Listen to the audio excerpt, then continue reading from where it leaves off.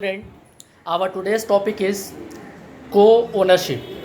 First of all, we should learn what is co-ownership.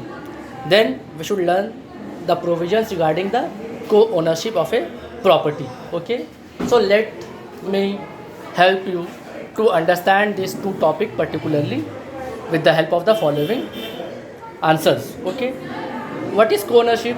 If a property is having two or more than two owner, if any of the property has two or more than two owners, okay, that owner is called the co-ownership. Okay, if a property is having two or more uh, owners, then this particular house property should be is termed as the co-ownership, and the person individually called को owner.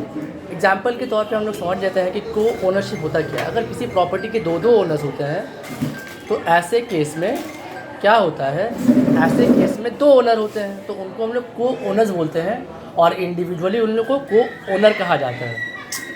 ठीक है, इसके बाद हम लोग समझ लेते हैं कि discuss the provisions regarding the property own by co owner. अगर किसी भी प्रॉपर्टी के दो ओनर है, ठीक है, तो उसमें होता क्या है एक्चुअली.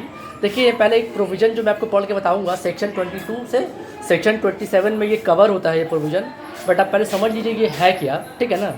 तो if a property is own by two और more persons and their respective shares are not defined and ascertainable सच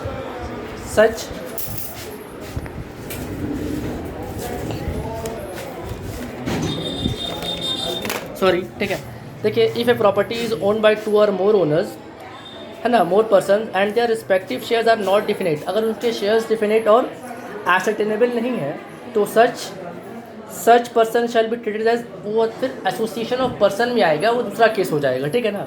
लेकिन अगर उनके शेयर्स जो है वो डिफिनाइट है, एसेटेनेबल है, तो उनका जो इंडिविजुअल होगा वो क्या हो जाएगा, shall be taxable under the head income from जो हाउस प्रॉपर्टी होता है उसमें फिर ये टैक्सेबल होगा. बच्चों देखिए एक बार फिर से समझाने की कोशिश करते हैं आपको. तो को ओनर मतलब समझ में आ गया है क्या होता है.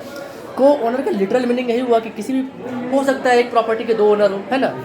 तो if a property having two और मोर देन टू ओनर्स होते हैं तो उस केस में हम लोग को ओनरशिप बोलते हैं और इंडिविजुअली एक को क्या बोलते हैं हम लोग, को ओनर बोलते हैं. ठीक है.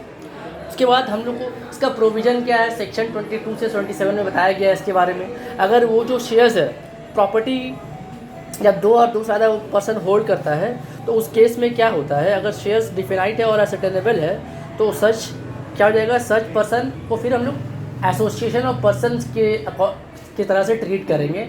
और अगर उसका शेयर्स डिफिनाइट होगा और एसेटेनेबल होगा देन उन पर्टिकुलर बंदे का इनकम जो होगा वो क्या होगा, इनकम फ्रॉम हाउस प्रॉपर्टी के अकॉर्डिंगली हम लोग क्या करेंगे, उसको ट्रीट करेंगे अंडर सेक्शन 22 से सब सेक्शन 27. आई होप आपको ये वीडियो समझ में आया होगा.